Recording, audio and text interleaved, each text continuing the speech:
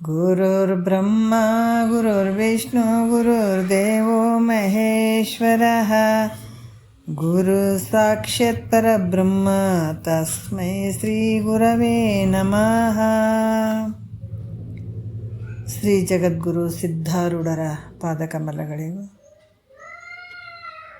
ಶ್ರೋತ್ರಿಯ ಬ್ರಹ್ಮನಿಷ್ಠ ಸದ್ಗುರು ಬಸವಾನಂದರ ಪಾದಕಮಲಗಳಿಗೂ ಹಾಗೂ ಅವರ ಪ್ರತಿರೂಪದಂಥ ನಿಜಗುಣಪ್ಪನವರ ಪಾದಕಮಲಗಳಿಗೂ ನನ್ನ ದೀರ್ಘದಂಡ ಪ್ರಣಾಮಗಳನ್ನು ಸಲ್ಲಿಸುತ್ತಾ, ಸದ್ಗುರು ಮಾರ್ತಾಂಡ ಸಾಬಾಯಿ ಸದ್ಗುರುಗಳ ಪಾದಕಮಲಗಳಿಗೂ ಹಾಗೂ ರಾಯಪ್ಪ ಸದ್ಗುರುಗಳ ಪಾದಕಮಲಗಳಿಗೂ ನನ್ನ ದೀರ್ಘದಂಡ ಪ್ರಣಾಮಗಳನ್ನು ಸಲ್ಲಿಸುತ್ತಾ, ಎಲ್ಲ ಮಹಾತ್ಮರ ಪಾದಕಮಲಗಳಿಗೂ ನನ್ನ ದೀರ್ಘದಂಡ ಪ್ರಣಾಮಗಳನ್ನು ಸಲ್ಲಿಸುತ್ತಾ, ಮನದಲ್ಲಿ ಸ್ಮರಿಸಿಕೊಳ್ಳುತ್ತಾ, ತಮ್ಮೆಲ್ಲರಿಗೂ ವಂದಿಸುತ್ತಾ, ಇವತ್ತಿನ ಪರಮಾನುಭವ ಬೋಧೆ ನಿಜಗುಂಡರು ರಚಿಸಿದಂಥದ್ದು ಬೃಹದಾರಣ್ಯಕ ಉಪನಿಷತ್ತಿನಿಂದ ಆಯ್ದಂಥ ಭಾಗಗಳು.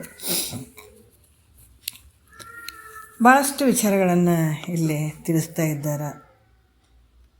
6ನೆಯ ಒಂದು ಸಂಧಿ ಒಳಗೆ 10ನೆಯ ಒಂದು ಸೂತ್ರವನ್ನು ನಾವು ನೋಡಬೇಕು. ಭಾಳಷ್ಟು ವಿಚಾರಗಳನ್ನು ಹೇಳ್ತಾ ಇದ್ದಾರೆ. ಇಲ್ಲಿ ಏನು ಹೇಳ್ತಾ ಇದ್ದಾರೆ? ವರ ಮುಮುಕ್ಷಾದಿಗಳಿಗೆ ಕರ್ಮ ನಿರತವು ಆ ಪರಮಾರೂಢನಿಗೊಂದು ಕ್ರಿಯೆ ಇಲ್ಲ ಅನ್ನುವಂಥ ವಿಚಾರವನ್ನು ಹೇಳ್ತಾ ಇದ್ದಾರೆ. ವರ ಅಂದರೆ ಶ್ರೇಷ್ಠವಾದಂಥ ಮುಮುಕ್ಷಾದಿಗಳಿಗೆ, ಅಂದರೆ ಮುಮುಕ್ಷು ಅಭ್ಯಾಸಿಗಳಿಗೆ, ಮುಮುಕ್ಷು ಅಭ್ಯಾಸಿ ಅನುಭವಿ, ಈ ಕೆಲವೊಂದು ವಿಚಾರಗಳನ್ನು ಹೇಳ್ತಾರೆ ಅವರು. ಮುಮುಕ್ಷು ಅಭ್ಯಾಸಿ ಅನುಭವಿ ಇವರೆಲ್ಲರಿಗೂ ಈ ಕಾಯಕದಿಂದ ಮಾಡುವಂಥದ್ದಾಗಿರ್ಬೋದು, ಮಾನಸಿಕದಿಂದ ಮಾಡುವಂಥದ್ದಾಗಿರ್ಬೋದು ಕ್ರಿಯೆಗಳು ಅದಾವೆ. ಆದರೆ ಆರೂಢನಿಗೆ ಯಾವ ಕ್ರಿಯೆಯೂ ಇಲ್ಲ, ಆತ ಧನ್ಯನಾಗಿದ್ದಾನೆ ಅನ್ನುವಂಥ ವಿಚಾರವನ್ನು ಅವರು ಹೇಳ್ತಾ ಇದ್ದಾರೆ. ಇಂದಿನ ವಿಚಾರದಲ್ಲಿ ಬಂದು ನಿನ್ನೆ ವಿಚಾರದಲ್ಲಿ ಮುಮುಕ್ಷು ಪುರುಷ ಹೆಂಗಂದ್ರೆ ಸತ್ಕರ್ಮವನ್ನು ಅವಶ್ಯವಾಗಿ ಮಾಡಬೇಕಾಗ್ತದೆ.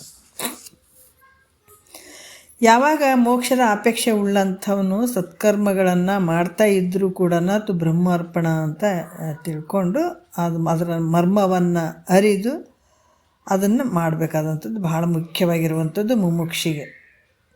ಅಂದರೆ ವೇದದಲ್ಲಿ ಹೇಳಿದಂಥ ಒಂದು ಸತ್ಕರ್ಮಗಳನ್ನು ಯಾವುದಕ್ಕೆ ಮಾಡಬೇಕಂದ್ರೆ ಚಿತ್ತಶುದ್ಧಿಯ ಸಲುವಾಗಿ, ಈಶ್ವರನ ಕೃಪೆಯನ್ನು ಪಡ್ಕೊಳ್ಳೋದ್ರ ಸಲುವಾಗಿ ಮಾಡಬೇಕು. ಅದರ ಮಾಡಿದಂಥ ಕರ್ಮದ ಫಲವನ್ನು ಅಪೇಕ್ಷೆ ಮಾಡಬಾರ್ದು ಅನ್ನುವಂಥ ವಿಚಾರಗಳನ್ನು ನಿನ್ನೆಯ ವಿಚಾರದಲ್ಲಿ ಹೇಳಿದರು. ಇಲ್ಲಿ ಮನಸ್ಸಿನಿಂದ ಮಾಡುವಂಥದ್ದು ಕೂಡ ಮನಸ್ಸಿನಿಂದಲೇ ಒಂದು ಕರ್ಮವನ್ನು ಮಾಡುವಂಥದ್ದು, ಕ್ರಿಯೆ ಮಾಡುವಂಥದ್ದು. ಯಾಕಂದರೆ ವೇದದಲ್ಲಿ ಹೇಳಿದಂಥದ್ದನ್ನೇ ಈ ಕರ್ಮಗಳನ್ನು ಮನಸ್ಸಿನಿಂದ ಮಾಡುವಂಥದ್ದು. ಯಾಕಂದ್ರೆ ಅದನ್ನು ಕರ್ಮಗಳ ಕ್ರಿಯೆಗಳನ್ನು ಈತ ಅಭ್ಯಾಸಿ ಮಾಡಂಗಿಲ್ಲಂದ್ರೂ ಕೂಡ ಆತ ಮನಸ್ಸಿನಿಂದ ಸತ್ಕರ್ಮಗಳನ್ನು ಮಾಡಿ ಅದನ್ನು ಪ್ರತಿನಿತ್ಯ ಮಾಡ್ತಾ ಹೋಗ್ತಾನೆ. ಅಂದ್ರೆ ಮಾನಸಿಕ ಕರ್ಮಗಳ ಫಲವನ್ನು ತಾನು ಮಾತ್ರ ಅಪೇಕ್ಷೆ ಮಾಡದೇ ಇರುವಂಥದ್ದು ಈತ ಮಾಡುವಂಥ ಈ ರೀತಿ ಮನಸ್ಸಿನಲ್ಲೇ ಮಾಡುವಂಥವನು ಇದೀಗ ಅಭ್ಯಾಸಿ ಅಂತ ಕೂಡ ಹೇಳ್ತಾರೆ. ಈಗ ಮುಂದಿನ ಒಂದು 3ನೇ ನುಡಿಯಲ್ಲಿ ಹೇಳ್ತಾರೆ ಅಭ್ಯಾಸಿಯ ಕರ್ತವ್ಯ ಮತ್ತು ಕರ್ಮಗಳನ್ನು ಹೇಳ್ತಾರೆ. ಅಭ್ಯಾಸಿ ಆದಂಥ, ಯಾಕಂದರೆ ಈ ಮುಮುಕ್ಷ ಆದಂಥವನು ಆತ ಏನು ಮಾಡ್ತಾನಂದರೆ ತನ್ನ ಒಂದು ಸತ್ಕರ್ಮಗಳನ್ನು ಮಾಡಬೇಕಾಗ್ತದೆ. ಯಾತಕ್ಕಾಗಿಂದ್ರೆ ಅಂತಃಕರಣ ಅಲ್ಲಿ ಮತ್ತು ಚಿತ್ತದ ಶುದ್ಧಿಗೋಸ್ಕರ ಆತ ಮಾಡಬೇಕಾಗ್ತದೆ ಅನ್ನುವಂಥ ವಿಚಾರವನ್ನು ಹೇಳಿದರು ಅವರು. ಅಭ್ಯಾಸಿಯ ವಿಚಾರಗಳನ್ನು ಕೂಡ ಹೇಳಿದರೆ ಯಾವುದು ಫಲಾಪೇಕ್ಷೆ ಇರಲಾರ್ದು ಆತ ಮನಸ್ಸಿನಲ್ಲೇ ಇವೆಲ್ಲ ಮಾಡ್ಕೋತಾನೆ ಅನ್ನುವಂಥ ವಿಚಾರವನ್ನು ಹೇಳಿದರು. ಅಭ್ಯಾಸಿಯ ಕರ್ತವ್ಯ ಮತ್ತು ಕರ್ಮವನ್ನು ಹೇಳ್ತಾರೆ ಅವರು. 3ನೇ ನುಡಿಯಲ್ಲಿ ನೋಡೋಣ. ಈ ಕಾಲದಳು ತನಗೆ ಈ ಕರ್ಮ ಕೃತ್ಯ ಮೆನ್ನುತ್ತಾ ಕಾಲದಳು ಸಮಾಹಿತೆಯನ್ನು ಜೋಕೆ ಬಿಡಿದು ಮಾಡಲು ಅಭ್ಯಾಸಿ ಎನಿಪನು ಆ ಕರ್ಮವದು ಕೃತಮೆನಿಸುವಂ ಅಂತ ಹೇಳ್ತಾರೆ. ಏನು ಹೇಳ್ತಾರೆ? ಈ ಕಾಲದೋಳು ಅಂದರೆ ಇಂಥ ಸಮಯದಲ್ಲಿ ಅಭ್ಯಾಸಿಯ ಒಂದು ವಿಚಾರಗಳನ್ನು ಹೇಳ್ತಾ ಇದ್ದಾರೆ. ತನಗೆ ಅಂದರೆ ತನಗೆ ಈ ಕರ್ಮಕೃತ ಮೆನ್ನುತ್ತಾ ಅಂತ ಅಂದರೆ ಕರ್ಮ ಮಾಡ್ತಕ್ಕದ್ದಂತ ಹೇಳುವಂಥದ್ದು. ಅಂದರೆ ಈ ಸಮಾಹಿತಿ ಅಂದರೆ ಸಮಾಧಿ ಸ್ಥಿತಿ. ಈ ಒಂದು ಅಭ್ಯಾಸ ಏನಾಗ್ತದೆ ಅಂತಂದ್ರೆ ಅದು ಏನು ಮಾಡ್ತಾನಂದ್ರೆ ಇಂಥ ಸಮಯದಲ್ಲಿ ಆತ ಸಮಾಧಿ ಅಭ್ಯಾಸವನ್ನು ಮಾಡ್ತಕ್ಕಂಥದ್ದು. ಯಾಕಂದರೆ ಇಲ್ಲಿ ಕೂಡ ಕೆಲವು ವಿಚಾರಗಳನ್ನು ಹೇಳ್ತಾರೆ. ಸಮಾಧಿ ಏನು ಅಭ್ಯಾಸವನ್ನು ಮಾಡ್ತಕ್ಕಂಥದ್ದು ಅಭ್ಯಾಸಿ ಅಂತ ಅನಿಸ್ಕೊಳ್ತಾನೆ. ಯಾಕಂದರೆ ಇದನ್ನು ತಿಳ್ಕೊಂಡು ಸಮಾಧಿ ಅಭ್ಯಾಸವನ್ನು ಮಾಡ್ತಕ್ಕಂಥದ್ದು ಮುಖ್ಯವಾಗಿರುವಂಥದ್ದು ಆತ ತಿಳ್ಕೊಂಡು ಅದನ್ನು ಬಹು ಎಚ್ಚರಿಕೆಯಿಂದ ಆ ಕಾಲದಲ್ಲಿ ಮಾಡುವಂಥದ್ದು ಅಭ್ಯಾಸಿ ಅಂತ ಹೇಳಿಸ್ಕೊಳ್ತಾನೆ. ಎಚ್ಚರಿಕೆಯಿಂದ ಮಾಡುವಂಥದ್ದು, ಯಾವುದಕ್ಕೆ ಭಾವ ಹೋಗದೇ ಇರುವಂಥದ್ದು ಅಂಥ ಒಂದು ಸ್ಥಿತಿಯಲ್ಲಿ ಆತ ಏನಂದರೆ ಬಹು ಎಚ್ಚರಿಕೆಯಿಂದ ಯಾವುದು ಸಮಾಧಿ ಸ್ಥಿತಿ. ಇಲ್ಲಿ ಜ್ಞಾನಿಗೆ ಏನಂತಂದರೆ ಈ ಕರ್ಮ ಅಂತಂದರೆ ಇವು ನಾವು ವಿಚಾರಗಳನ್ನು ಮಾಡಬೇಕಾಗ್ತದೆ. ಯಾವುದಾದ್ರೆ ಶ್ರವಣ ಅನ್ನುವಂಥದ್ದು, ಮನನ ಅನ್ನುವಂಥದ್ದು, ನಿಧಿಧ್ಯಾಸನ ಅನ್ನುವಂಥದ್ದು.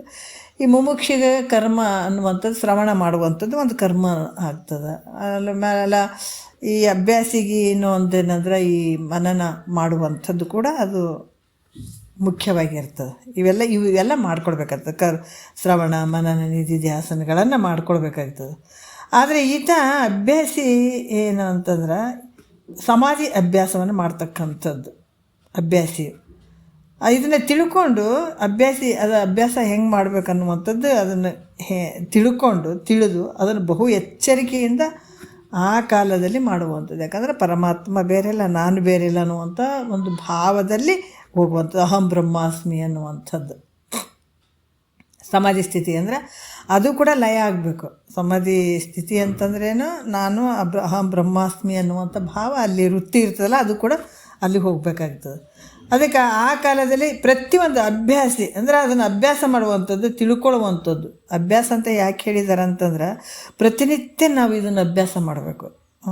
ಇದು ಅದಕ್ಕೆ ಹೇಳ್ತಾರೆ, ಒಂದು ಸಲಕ್ಕೆ ಆಗದೆ ಇರುವಂಥದ್ದು ಇದು ಪ್ರತಿನಿತ್ಯ. ಈಗ ಒಂದೊಂದು ಹನಿ ಗೂಡಿದ್ರೆ ಹಳ್ಳ ಅಂತ ಹೇಳ್ತಾರಲ್ಲ, ಒಂದೊಂದು ಕಾಳು ಸೇರಿದರೆ ಒಂದು ಕ್ವಿಂಟಲ್ ಆಗ್ತದಲ್ಲ, ಅದೇ ರೀತಿ ಕೂಡ ಪ್ರತಿನಿತ್ಯ ಒಂದು ಅಭ್ಯಾಸವನ್ನು ಮಾಡುವಂಥದ್ದು. ಈ ಒಂದು ಅಭ್ಯಾಸಿಗೆ ಸಮಾಧಿ ಸ್ಥಿತಿಯ ಅಭ್ಯಾಸವನ್ನು ಮಾಡ್ತಕ್ಕಂಥದ್ದು ಅವು ಬಹು ಎಚ್ಚರಿಕೆಯಿಂದ ಅಂತ ಹೇಳ್ತಾರೆ ಅವರು.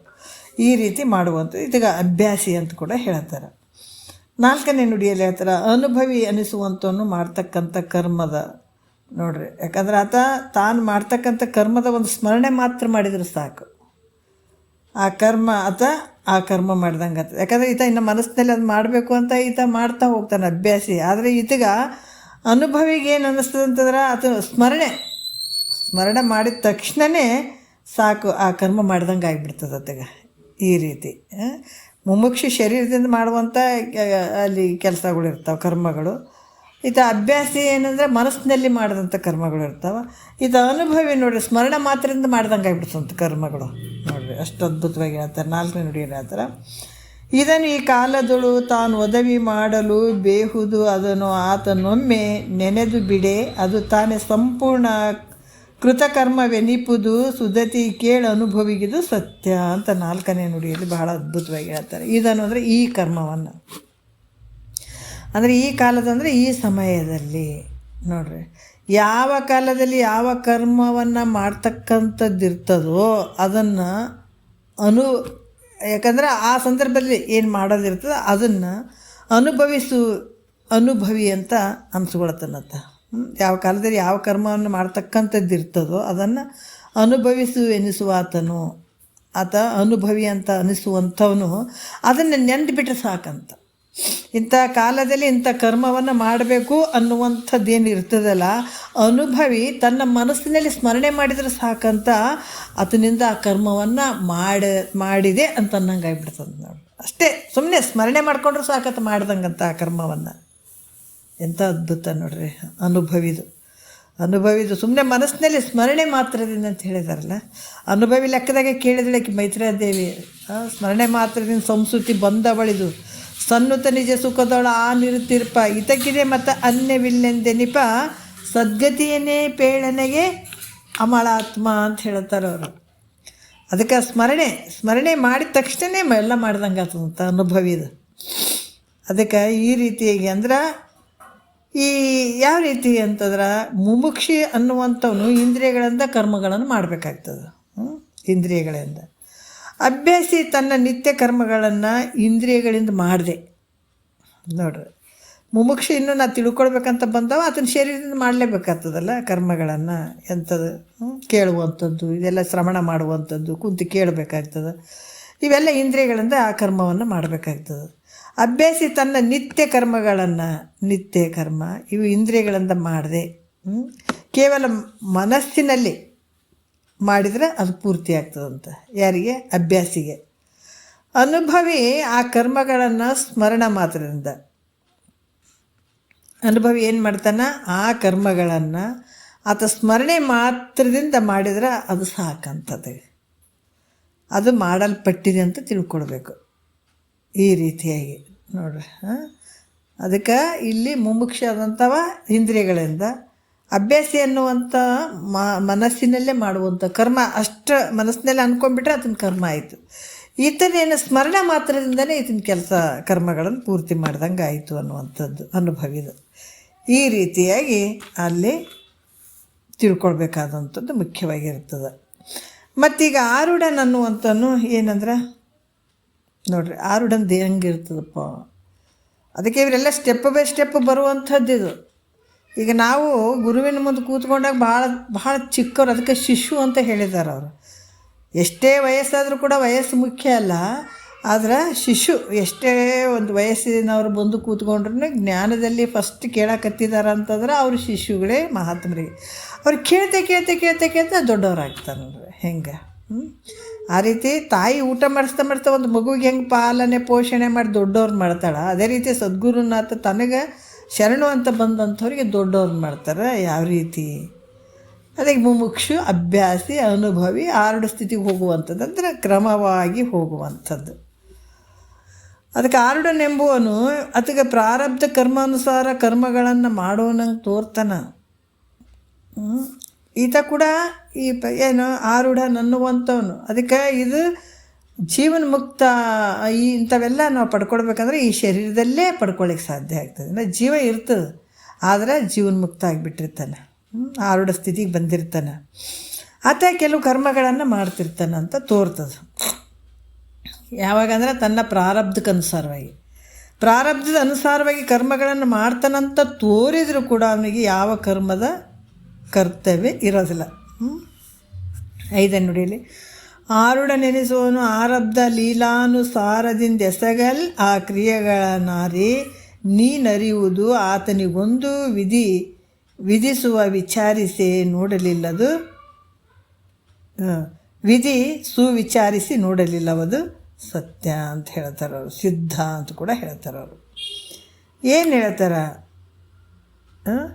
ಆರುಢ ನೆನೆಸುವನು ಆರಬ್ಧ ಲೀಲಾನುಸಾರದಿಂದ ಎಸಗಲ್ಲ ಆ ಕ್ರಿಯೆಗಳನ್ನು ಅರಿ, ನೀನು ಕ್ರಿಯೆಗಳನ್ನು ಅರಿ. ನೋಡ್ರಿ, ಯಾಕಂತಂದ್ರೆ ಅಂಥ ಒಂದು ವಿಚಾರವನ್ನು ಇಲ್ಲಿ ಹೇಳ್ತಾರೆ. ಯಾವ ರೀತಿ? ಅದಕ್ಕೆ ನೀನು ಅರಿಯುವುದು ಆತನಿಗೊಂದು ವಿಧಿ ಸುವಿಚಾರಿಸಿ ನೋಡಲಿಲ್ಲವದು ಸಿದ್ಧ ಅಂತ ಹೇಳ್ತಾರೆ. ಆರುಢ ಅಂದ್ರೆ ಯಾರಿಗೆ ಆರುಢ ಅಂತ ಹೇಳ್ತಾರೆ? ತನ್ನ ನಿಜ ಸ್ವರೂಪದಲ್ಲಿ ಯಾವುದೇ ಸ್ವಲ್ಪ ಕೂಡ ಸಂಶಯಾದಿಗಳು ಅಂದರೆ ವಿಪರೀತ ಭಾವ ಅಸಂಭಾವ ಏನು ಅದಾವ, ಸಂಶಯ ಭಾವ, ವಿಪರೀತ ಭಾವ, ಅಸಂಭಾವ, ಯಾವುದೇ ಒಂದು ಸಂಶಯಾದಿಗಳು ಇಲ್ಲದೇ ಇರ್ತಕ್ಕಂಥವನು ಈತ ಕೃತಕೃತನು ಆದಂಥವನು, ಧನ್ಯನಾದಂಥವನು. ಈತಗೆ ಆರುಢ ಅಂತ ಹೇಳ್ತಾರೆ. ಯಾವುದೂ ಸಂಶಯ ಇಲ್ಲ, ನಿಶ್ಚಯ ಜ್ಞಾನದಿಂದ ತನ್ನ ನಿಜ ಸ್ವರೂಪದಲ್ಲಿ ಕೂಡುವಂಥವನು ಆರುಢ. ಏನೈತೆ ಅಂತಗೆ? ಏನೊಂದು ಐತನಲ್ಲಿ, ಒಂದಿಲ್ಲ ಎರಡಿಲ್ಲ. ಇವನು ಮಾಡ್ತಕ್ಕಂಥ ಕರ್ತವ್ಯ ರೂಪ ಏನಾರು ಐತೇನಂತಂದ್ರೆ ಅದಕ್ಕೇನೂ ಇರೋಂಗಿಲ್ಲ. ಆದರೆ ಅವನು ತನ್ನ ಪ್ರಾರಬ್ಧ ಕರ್ಮಕ್ಕನುಸಾರವಾಗಿ ಯಾಕಂದರೆ ತನ್ನ ಪ್ರಾರಬ್ಧದ ಒಂದು ಕರ್ಮಕ್ಕನುಸಾರವಾಗಿ ಆತ ಕೆಲವೊಂದು ಕರ್ಮಗಳನ್ನು ಮಾಡ್ತಾ ಇರುವನಂಗೆ ಕಾಣ್ತಾನೆ. ನೋಡುಗರಿಗೆ ಕರ್ಮವನ್ನು ಮಾಡುವನಂಗೆ ಕಂಡು ಬರ್ತಾನೆ. ಹಂಗೆ ಕಂಡು ಬಂದರೂ ಕೂಡ ವಿಚಾರ ಮಾಡಿ ನೋಡಿದ್ರೆ ಆ ಕರ್ಮದ ವಿಧಿ ಆತಗೆ ಐತೇನಂದರೆ ಇಲ್ಲ. ಅವನು ಕೃತಕೃತ್ಯನೇ ಆಗಿರ್ತಾನೆ ಅಂತ ಹೇಳ್ತಾರೆ. ಆರುಢನು ಜನರ ಕಣ್ಣಿಗೆ ಆತ ಕರ್ಮ ಮಾಡ್ತಾ ಇದ್ದಾನ ಅಂತ ತೋರ್ತದೆ ವ್ಯವಹಾರ. ಯಾಕಂದ್ರೆ ಈ ಜ್ಞಾನ ಆದರೆ ಎಲ್ಲವನ್ನು ಬಿಟ್ಟು ಸುಮ್ಮನೆ ಕುಂದಿರ್ಬೇಕಂತೇನಿಲ್ಲ. ಆತ ಏನೇ ಮಾಡಿದರೂ ಕೂಡ, ಜ್ಞಾನ ಆದರೂ ಕೂಡ ಆತ ಬೇಕಾದಂಗೆ ಜೀವನ ಮಾಡ್ಬೋದು, ಇಲ್ಲ ಅಂತ ಇಲ್ಲ. ಬಟ್ ಆತನ ಭಾವದಲ್ಲಿ ಇರ್ತದೇನಂತಂದರೆ ಇಲ್ಲ. ಆದರೆ ಅಗ್ನಿ ಒಳಗೆ ಕಟ್ಟಿಗೆ ಐತೆ ಅನ್ನೋದ್ರೆ ಇಲ್ಲ, ಅದ್ರ ಕಟ್ಟಿಗೆ ಒಳಗೆ ಅಗ್ನಿ ಐತಲ್ಲ ಹಂಗೆ. ಆತ ಸಂಸಾರದಲ್ಲಿ ಇದ್ದಂಗೆ ಕಾಣಿಸ್ತಾನೆ, ಆದ್ರೆ ಆತನಲ್ಲಿ ಸಂಸಾರ ಇರೋಂಗಿಲ್ಲ. ಅರ್ಥ ಮಾಡ್ಕೋಬೇಕಲ್ಲ. ಅದಕ್ಕೆ ಆರುಢ ನೋಡೋರು ಈ ಪ್ರಾರಬ್ಧ ರೂಪದಿಂದ ತೋರ್ತಾನೆ, ಎಲ್ಲರ ಜೊತೆ ಇದ್ದಂಗೆ ಕಾಣಿಸ್ತದೆ, ವ್ಯವಹಾರ ಮಾಡ್ದಂಗೆ ಕಾಣಿಸ್ತದೆ, ಕರ್ಮ ಮಾಡ್ದಂಗೆ ಕಾಣಿಸ್ತಾನೆ. ಆದರೆ ವಿಚಾರ ಮಾಡಿ ನೋಡಿದಾಗ ಆತಗೆ ಯಾವ ಕರ್ಮದ ವಿಧಿಯೂ ಇಲ್ಲ, ಅವನು ಹೆಂಗೆ ಅದನ್ನು ಕೃತಕೃತ್ಯನಾಗಿರ್ತಾನೆ ಆರೂಢ ಅಂತ ಕೂಡ ಹೇಳ್ತಾರೆ. ಈ ರೀತಿ ಆತ ಕರ್ಮಕ್ಕನುಸಾರವಾಗಿ ತನ್ನ ಪ್ರಾರಬ್ಧಕ್ಕನುಸಾರವಾಗಿ ತನ್ನ ಕರ್ಮವನ್ನು ಮಾಡ್ತಾನತ. ಅದಕ್ಕೆ ನಾವು ಮುಂದೆ ಕೆಲವು ವಿಚಾರಗಳು ಬಂದಾವೆ ಈಗಾಗಲೇ. ಯಾವ ರೀತಿ ಅಂತಂದ್ರೆ ಆತ ಯಾವ ರೂಪದಿಂದನೂ ಇರ್ಬೋದು, ತನ್ನ ಜ್ಞಾನ ಆಗ್ಯದ ಆತ ಮನೆಗೂ ಇರ್ಬೋದು, ಹೊರಗಡೆ ಇರ್ಬೋದು, ಯಾತ್ರೆ ಆದರೂ ಮಾಡ್ಬೋದು, ಎಲ್ಲ ಕಡೆ ಯಾವ ಕಡೆ ಆದರೂ ಇರ್ಬೋದು ಆತ. ಆದರೆ ಯಾತಕ್ಕೆ ಹೆಂಗೆ ಮಠದಲ್ಲಿ ಇರ್ಬೋದು, ಯಾವುದರಿಂದ ಅಂದರೆ ತನ್ನ ಪ್ರಾರಬ್ಧಕ್ಕೆ ಅನುಸಾರವಾಗಿ ಶರೀರ ನಿರ್ಣಯ ಇರ್ತದಲ್ಲ, ಆ ಪ್ರಕಾರ ಆತನ ಜೀವನ ನಡೆದಿರ್ತದೆ. ಆದರೆ ಆತನಲ್ಲಿ ಸಂಸಾರದ ಐತೇನು, ಪ್ರಾರಬ್ಧ ಏನಾರು ಐತೇನಂದರೆ ಆತನ ಬಳಿ ಯಾವುದೇ ಇರೋಂಗಿಲ್ಲ, ಆತ ಧನ್ಯ ಆಗಿದ್ದಾನ, ಕೃತಕೃತ್ಯ ಆಗಿದ್ದಾನ ಅಂತ ತಿಳ್ಕೊಳ್ಬೇಕು. ಈಗ ಭಾಳಷ್ಟು ರಾಜ ಅದನ್ರಿ, ಎಷ್ಟು ವಜ್ರ ವೈಡೂರಿ ಹಾಕ್ಕೊಂಡಿದ್ದಾನ್ರಿ, ಆತ ಜ್ಞಾನಿ ಅಲ್ರಿ ಅಂತ ನಾವು ಅನ್ನಕ್ಕೆ ಬರ್ತದೇನಂದರೆ ಇಲ್ಲ. ಯಾಕಂದರೆ ಆತನ ಪ್ರಾರಬ್ಧ ರಾಜನಾಗುವಂಥ ಭೋಗಿಸುವಂಥ ಒಂದು ಅವಕಾಶ ಇರ್ತದೆ. ಆತ ಜ್ಞಾನ ಒಳಗಡೆ ಆತ ಪಡ್ಕೊಂಡ್ರೂ ಕೂಡ ಅಂಥ ಒಂದು ಶರೀರದ ಪ್ರಾರಬ್ಧ ಇರೋದ್ರಿಂದ ಆತ ಆ ರೀತಿ ತೋರ್ತಾನೆ.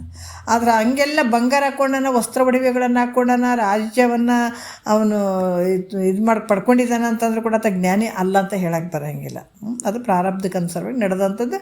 ಆದರೆ ಅದ್ರಾಗ ಆತನ ಭಾವ ಇರೋಂಗಿಲ್ಲ. ಅಲ್ಲಿ 6ನೇ ನುಡಿಯಲ್ಲಿ ಕೂಡ ಹೇಳ್ತಾರೆ, ದೇಹದ ಯೋಗಕ್ಷೇಮವನ್ನು ಪ್ರಾರಬ್ಧ ನೋಡ್ಕೊಳ್ತದಂತ ತಿಳ್ಕೊಂಡು ಆತ ಲಕ್ಷ್ಯವನ್ನು ಕೊಡದೆ ನೋಡ್ರಿ ಎಷ್ಟು ಅದ್ಭುತವಾಗಿ ಹೇಳ್ತಾರೆ ಅವರು. ಹೆಂಗಿರ್ತಾನ ದೇಹದ ಒಂದು ಯೋಗಕ್ಷೇಮ ನೋಡ್ರಿ. ದೇಹ ಹೆಂಗೆ ಬಂದದಂದ್ರೆ ನಾವು ಭಾಳ ಅರ್ಥ ಮಾಡ್ಕೋಬೇಕು. ಇದು ಪ್ರಾರಬ್ಧ ರೂಪವಾಗಿ ಬಂದಂಥದ್ದು ದೇಹ, ಕರ್ಮದ. ಯಾಕಂದ್ರೆ ಮೊದಲ ಜನ್ಮದ ದೇಹ, ಈ ದೇಹವಿನ್ನು ಮುಂದೊದಗುವ ದೇಹವೇ ಬೇರೆ ಬೇರೆ. ಪುದಿದು ನೀನೋರ್ವನವರೊಳಗೆ ಅಲ್ಲದೆ ಕರ್ಮದುದಯದಿ ದೇಹಿಯಾಗಿಹುದರಿಂದ ನಾವೆಲ್ಲ ಹಿಂಗೆಲ್ಲ ಬಂದೀವಿ. ನಾವು ಹಂಗೆ ಇಟ್ಕೋಬೇಕ್ರಿ ಶರೀರ, ಹಿಂಗೆ ಇಟ್ಕೋಬೇಕ್ರಿ, ಸದೃಢ ಆಗಿರ್ಬೇಕ್ರಿ, ಹಂಗೆ ಇಟ್ಕೋಕೆ ಬರೋಂಗಿಲ್ಲಪ್ಪ. ಹೆಂಗದ್ರೆ ಇದು ಪ್ರಾರಬ್ಧ ನಿರ್ಮಿತವಾದಂಥ, ಪ್ರಾರಬ್ಧದ ಕರ್ಮದ ನಿರ್ಮಿತವಾದಂಥ ಈ ಶರೀರ, ಇದಕ್ಕೆ ಏನು ಬರ್ಬೇಕಾದ್ರೆ ಬರ್ತದೆ. ಅದಕ್ಕೆ ಇದು ಆ ಒಂದು ದೇಹದ ಯೋಗಕ್ಷೇಮ ಆ ಜ್ಞಾನಿ ಆರೂಢನಾದಂಥವನು ಅದನ್ನು ನೋಡಿಕೊಂಡು ಇದು ಹಿಂಗೆ ಇಟ್ಕೋಬೇಕು, ಹಂಗೆ ಇಟ್ಕೋಬೇಕು ಏನಾರು ವಿಚಾರಗಳು ಇರ್ತಾವಿಲ್ಲ ಅಂದರೆ ಅಲ್ಲ, ಅದು ಪ್ರಾರಬ್ಧ ಅದನ್ನು ನೋಡ್ಕೊಳ್ತದೆ. ಆ ಶರೀರದ ಯೋಗಕ್ಷೇಮವನ್ನು ಏನು ನೋಡ್ಕೊಳ್ತದೆ ಅಂತ ತಿಳ್ಕೊತಾನಂತ, ಪ್ರಾರಬ್ಧದಿಂದ ಅದು ಪ್ರಾರಬ್ಧ ನೋಡ್ಕೊಳ್ತದಂತ ತಿಳ್ಕೊಳ್ತಾನೆ. ಆತ ಮತ್ತೆ ಆ ಕಡೆ ಏನಾದರೂ ಭಾವ ಆಗ್ತಾನೆ, ಶರೀರ ಒಂದು ಚಂದ ಇಟ್ಕೋಬೇಕು, ಹಂಗೆ ಇಟ್ಕೋಬೇಕು, ಹಿಂಗೆ ಇಟ್ಕೋಬೇಕು, ಏನೊಂದಿಲ್ಲ ಆತ ಆ ಕಡೆ ಲಕ್ಷ್ಯನೇ ಕೊಡಂಗಿಲ್ಲತ್ತ. ಆ ಶರೀರವನ್ನು ಮೊದಲೇ ಆ ಭಾವದಲ್ಲಿ ತೆಗೆದು ಹಾಕಿಬಿಟ್ಟಿರ್ತಾನೆ, ಅದಕ್ಕೆ ಲಕ್ಷ್ಯನೇ ಕೊಡಂಗಿಲ್ಲ. ಆತ ಹೆಂಗಿರ್ತಾನಂದ್ರೆ ತನ್ನ ಸ್ವಂತ ಮನೆಗೆ ಗಪ್ಪ ಚುಪ್ ಕುಂತಿರ್ತಾನೆ ನೋಡ್ರಿ. ಎಷ್ಟು ಅದ್ಭುತ ಅಲ್ಲ. ಗುರುನಾಥ್ ಎಂಥ ಮನೆ ತೋರಿಸಿಬಿಡ್ತಾನೆ ರೀ, ಸುಮ್ಮ ಕುಂತು ಬಿಡ್ಬೇಕು ಅಟ್ಟೆ. ಈ ಮನೆ ಬಿಡ್ಬೇಕಿದು ನೋಡ್ರಿ. ಎಷ್ಟು ಮನೆಗಳದಾವ ನಮಗೆ. ಈಗ ಈ ಶರೀರ ಜೀವನ ಮಾಡೋಕೆ ಒಂದು ಮನೆ ಐತೆಲ್ಲ, ಈ ಮನೆ ಇರೋದಕ್ಕೊಂದು ಮನೆ ಐತೆ. ಯಾವುದು ಈ ಜಗತ್ತನ್ನುವಂಥದ್ದು ಅಲ್ಲ. ಜಗತ್ತನ್ನುವಂಥದ್ದು ಈಗ ನಾವು ಒಂದು ಓಣಿ ಅಂತ ತೊಗೊಳ್ತೀವಿ. ಓಣಿ ಎಲ್ಲಿ ಅದಪ್ಪ, ಊರಲ್ಲೇ ಐತೆ, ಒಂದು ತಾಲೂಕದಲ್ಲೇ ಐತೆ, ತಾಲೂಕು ಎಲ್ಲೈತೆ, ಒಂದು ಡಿಸ್ಟಿಕ್ದಲ್ಲೇ ಐತೆ, ಡಿಸ್ಟಿಕ್ ಎಲ್ಲೈತೆ, ಒಂದು ರಾಜ್ಯದಲ್ಲಿ ಐತೆ, ರಾಜ್ಯ ಎಲ್ಲೈತೆ, ಒಂದು ದೇಶದಲ್ಲೇ ಐತೆ. ಹಾಗೆಲ್ಲ ತೊಗೊಳ್ಬೇಕಾದ್ರೆ ದೇಶದೊಳಗೆ ಒಂದು ಸ್ಟೇಟ್ದೊಳಗೊಂದು ಜಿಲ್ಲೆದೊಳಗೊಂದು ತಾಲೂಕದೊಳಗೊಂದು ಹಳ್ಳಿ ಒಳಗೊಂದು ಓಣಿ ಒಳಗಡೆ ಒಂದು ಮನೆ ನೋಡ್ರಿ. ಆ ಮನೆ ಒಳಗಡೆ ಒಬ್ಬ ಮನುಷ್ಯ ಅದಾನಂದ್ರೂ ಕೂಡ ಅದು ಒಂದು ಮನೆಯೇ. ಯಾವ ಶರೀರ ಅನ್ನುವಂಥದ್ದು ಒಂದು ಮನೆಯೇ. ಆ ಮನೆ ಒಳಗಡೆ ಇರುವಂಥವು ನೀನಿದೆಯಪ್ಪ. ಈಗೆಲ್ಲವನ್ನು ತೆಗಿಬೇಕು. ತೆಗೆದಾಗ ಈಗ ನೋಡ್ರಿ, ಎಲ್ಲವನ್ನು ಭಾವದಲ್ಲೇ ನಾವು ಗುರುನಾಥ್ ಹೇಳಿದಂಥ ವಿಚಾರಗಳನ್ನು ತಿಳ್ಕೊಂಡು ಈ ಮನೆಯಲ್ಲಿ ಬೆಚ್ಚ ಕೂತ್ಕೊಂಡ್ಬಿಡೋಕ್ಕೆ ಸಾಧ್ಯ ಅದು ನೋಡ್ರಿ. ಆನಂದ ಇಲ್ಲಿ ಮತ್ತು ಬೇರೆ ಎಲ್ಲೂ ಹೋಗಂಗಿಲ್ಲ. ಅಂಥ ಮನೆ ಒಳಗೆ ಹೋಗಿ ಕೂತ್ಕೊಂಡ್ಬಿಟ್ರೆ ನಮ್ಮದೇ ಒಂದು ಸ್ವಂತ ಮನೆ ಅದು. ನಾವೆಲ್ಲ ಆ ಮನೆ ಈ ಮನೆ ಅಂತ ಹೊರಗಡೆ ದಿಕ್ಕೆಟ್ಟು ತಿರುಗಾಡಕತ್ತೀವಿ. ಮಹಾತ್ಮರು ಹೇಳ್ತಾರೆ, ಎಲ್ಲಿ ತಿರುಗಾಡ್ತೀವೋ, ನಿನ್ನದೇ ಅನ್ನುವಂಥದ್ದು ಒಂದು ಮನೆ ಐತಿ, ಅದನ್ನು ಸೇರಿಬಿಡು, ಮುಗೀತು. ಅದಕ್ಕೆ ಅಂಥ ಒಂದು ಸಹಜ ಸ್ಥಿತಿ ಯಾವುದಕ್ಕೆ ಈ ಮ್ಯಾಲೆ ಏನೈತಲ್ಲಿ ಈ ಮನೆಗೆ ಆತ ಲಕ್ಷ್ಯ ಕೊಡಂಗಿಲ್ಲ, ಈ ಶರೀರ ಅನ್ನುವಂಥದ್ದಕ್ಕೆ. ಯಾಕಂದ್ರೆ ಆತ ಒಳಗಡೆ ತನ್ನ ಮನೆ ಅನ್ನುವಂಥ ದಾರಿ ತೋರಿಸಿಬಿಟ್ಟಾನ ಸದ್ಗುರುನಾಥ. ನೀನು ಮನೆ ಇದೆ ನೋಡಪ್ಪ ಅಂತ ತಿಳಿಸಿದಾನ. ತಿಳ್ಕೊಂಡಂಥ ಒಂದು ಆರ್ಡ ಸ್ಥಿತಿಯಲ್ಲಿರುವಂಥವನು ಮತ್ತೆ ಈ ಮನೆಗೆ ಏನಾರ ಇದು ಮಾಡ್ತಾನೆ, ಅಲ್ಲಿ ಬಿಡು ಇದು ಮನೆ ಅಂತಾನೆ. ಈಗ ನಾವು ಬಾಡಿಗೆ ಮನೆ ತೊಗೊಂಡಿದ್ದೀವಿ, ಅಲ್ಲೇ ಒಂದು ಮನೆ ಕಟ್ಕೊಂಡಿವಿ ಅಂತ ತಿಳ್ಕೊಳ್ರಿ. ಆದ್ರೆ ಇಷ್ಟು ದಿವಸ ನಾವು ಯಾವುದಕ್ಕೆ ಪ್ರೀತಿ ಮಾಡ್ತಿದ್ವಿ? ಮನೆಗೆ, ಬಾಡಿಗೆ ಮನೆಗೆ. ನಾವು ಇಲ್ಲಿ ಇರ್ತೀವಿ ಎಷ್ಟೇ ಆಗಲಿ, ಇರೋವರೆಗೂ ಚಂದ ಇರ್ಬೇಕು ರೀ, ಮನೆ ನಮ್ದು ಅಂತ ಹೇಳ್ತೀವಿ. ಯಾರು ಬಂದರೂ ಕೂಡ ಇದು ನಂಬುದ್ರಿ ಅಂತ ಹೇಳ್ತೀವಿ ಮನೆ. ಆಮೇಲೆ ಇನ್ನೂ ಸ್ವಲ್ಪ ವಿಚಾರ ಮಾಡಿ ನೋಡಿದ್ರೆ ಇಲ್ಲರಿ ನಮ್ಮದು ಬಾಡಿಗೆ ಅದೀವಿ ರೀ ಅಂತ ಹೇಳ್ತೀವಿ. ಅದೇ ನಾವು ಸ್ವಂತ ಮನೆ ಮಾಡ್ಕೊಂಡಿವಿ ಅಂದ್ರೆ ನಮ್ಗೆ ಭಾಳ ಖುಷಿ ಆಗ್ತದೆ, ಹೌದಲ್ಲ? ಖುಷಿ ಆಗಿಬಿಟ್ಟು ಇಲ್ಲರಿ ನಮ್ಮ ಸ್ವಂತ ಮನೆ ರೀ ಅಂತೀವಿ. ಆದರೆ ಮೊದಲು ಎಷ್ಟು ಪ್ರೀತಿ ಮಾಡಿದ್ವಿ ಈ ಮನೆಗೆ, ನಾವು ಇರಲ್ತ ನಮ್ಮ ಮನೆ ಅಂತ ತಿಳ್ಕೊಂಡು ಹೆಂಗೆ ಅಂದ್ಕೊಂಡಿದ್ವಿ. ಆಮೇಲೆ ನಮ್ಮ ಸ್ವಂತ ಮನೆಗೆ ಹೋದ್ಮೇಲೆ ಈ ಮನೆ ಮೇಲೆ ನಮಗೆ ಪ್ರೀತಿ ಬರ್ತದೆ ಅಂತ ಜಾಸ್ತಿ. ಅಲ್ರಿ ಅದು ನಮ್ಮ ಮನೆ ಅಂತೀವಿ ಅಲ್ಲ. ಹಂಗೆ ಈ ಆರುಡ ಸ್ಥಿತಿಯಲ್ಲಿ ಬಂದಂಥ ಒಂದು ಮಹಾತ್ಮರ ಸ್ಥಿತಿ ಕೂಡ ಹಂಗಿರ್ತದೆ. ಮೊದಲು ಇದೆ ಅಂತ ನನ್ನ ಮನೆ ಅಂತ ತಿಳ್ಕೊಂಡಿದ್ದ, ಇದು ಯಾವಾಗಿದೆ ನಂದು ಅಲ್ಲಪ್ಪ, ಬಾಡಿಗೆ ಥರ ಮನೆ ಐತಿದು ಅಂತೇಳಿ ತನ್ನ ಸ್ವಂತ ಮನೆಯನ್ನು ಯಾವಾಗ ಗುರುನಾಥ ತೋರಿಸಿದ, ಆ ಮನೆ ಒಳಗಡೆ ಕೂತ್ಕೊಂಡಂದ್ರೆ ಈ ಶರೀರ ಅನ್ನುವಂಥ ಮನೆ ಅದು ಯಾವ ಲಕ್ಷ್ಯನೂ ಇರೋಂಗಿಲ್ಲ ಅದಕ್ಕೆ. ಹಾಗಾಗಿ ಇಲ್ಲಿ ಕೂಡ ಮತ್ತೆ ಅದ್ರ ಬಗ್ಗೆ ಲಕ್ಷ್ಯ ಕೊಡ್ತಾನೆ ಅಂದ್ರೆ ಕೊಡಂಗಿಲ್ಲ. ಆತ ತನ್ನ ಸಹಜ ಆನಂದದಲ್ಲೇ ತಾನು ಇರುವಂಥವನು ಈತಗ ಆರೂಢ ಅಂತ ಹೇಳ್ತಾರೆ. ಬೇರೆ ಉಳಿದದ್ದು ಏನು ಉಳಿತದೆ ಹೇಳ್ರಿ? ತಾನೇ ತನ್ನ ಸ್ವರೂಪನೇ ಕಾಣ್ತಾ ಇದ್ದಾನೆ, ತನ್ನ ಸ್ವರೂಪದಲ್ಲೇ ಇದ್ದಾನಂತಂದ್ರೆ ಇದು ಎಲ್ಲ ಆತಗೇನು ಹೆಂಗೆ ಅನ್ನಿಸ್ತದೆ? ಎಲ್ಲನೂ ಸತ್ಯ ಅನ್ನಿಸ್ತದೆ. ಎಲ್ಲವನ್ನ ಮಿಥ್ಯೆ ಆಗಿಬಿಟ್ಟದೆ ಆತನ ಒಂದು ರೂಪದಲ್ಲಿ ಇದೆಲ್ಲ ಮಿಥ್ಯೆ ಆಗಿಬಿಟ್ಟದೆ. ಸೊಳ್ಳು ಇದೇನು ಗಟ್ಟಿ ಅದನ್ನು ಇದೆ ಸೊಳ್ಳು ಏನು ನಾವು ಜ್ವಾಳಪಾಳ ತೂರಾಗ ಮಾಡಾಗ ಸೊಳ್ಳುಗಳನ್ನು ಯಾವ ಇಂಪಾರ್ಟೆನ್ಸ್ ಕೊಡ್ತೀವಿ ನಾವಕ್ಕ? ಇಲ್ಲಲ್ಲ. ಅದಕ್ಕೆ ಜಗತ್ತಿನಲ್ಲಿ ಭೋಗದ ಪದಾರ್ಥಗಳು ಶರೀರವನ್ನು ಹಿಡ್ಕೊಂಡು ಎಲ್ಲನೂ ಒಂಥರ ಸೊಳ್ಳು ಇದ್ದಂಗೆ ಅದು ತೂರಿ ಬಿಡ್ತಾನಂತ ಮುಗೀತು. ಈ ರೀತಿ. ಮತ್ತು 6ನೇ ನುಡಿಯಲ್ಲಿ ಅದನ್ನೇ ಹೇಳ್ತಾರೆ,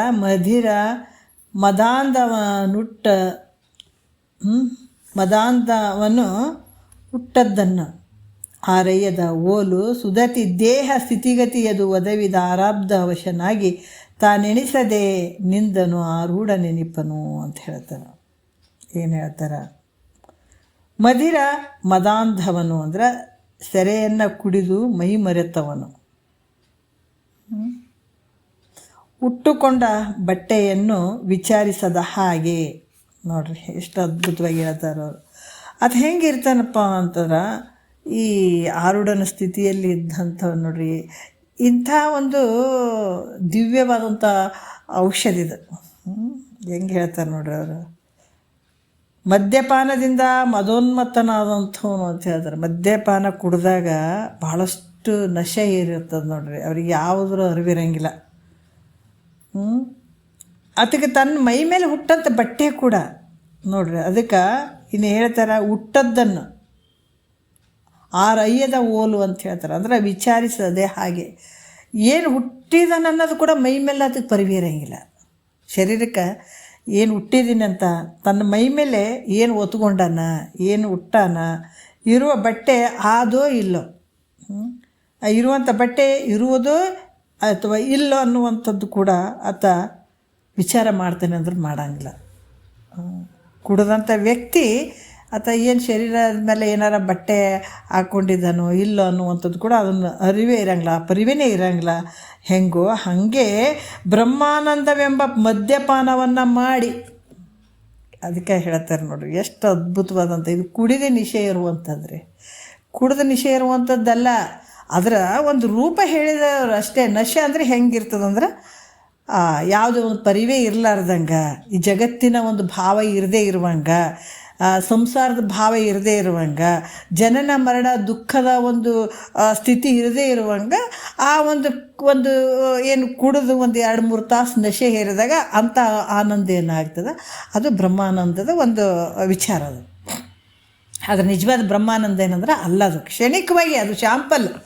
ಮಹಾತ್ಮರು ಹೇಳ್ತಾರೆ ಆನಂದ ಹೆಂಗಿರ್ತದೆ ಅಂತಂದ್ರೆ ಕುಡಿತಾರೆ ನೋಡಪ್ಪ, ಕುಡಿದಾಗ ಅವ್ರಿಗೆ ಜಗತ್ತಿನ ಭಾವ ಇರೋಂಗಿಲ್ಲ, ಹೆಂಡತಿ ಮಕ್ಕಳ ಭಾವ ಇರೋಂಗಿಲ್ಲ, ತಂದು ಹಾಕ್ಬೇಕು ಅನ್ನೋದಿಲ್ಲ, ಇಲ್ಲಿ ಸಾಯುವಂಥದ್ದು ಹುಟ್ಟುವಂಥದ್ದಿಲ್ಲ, ರೋಗ ರುಜಿನದ ಭಾವ ಇಲ್ಲ, ಯಾವುದ್ರ ಭಾವ ಇಲ್ಲ. ಕುಡಿದು ತಮ್ಮಲ್ಲೇ ತಾವು ಮೈ ಮರ್ತಿರ್ತಾರೆ, ಯಾವುದ್ರ ಪರಿವಿರಂಗಿಲ್ಲ ಅವ್ರಿಗೆ, ಯಾವುದರ ಒಂದು ಪರಿವೇನೇ ಇರೋಂಗಿಲ್ಲ.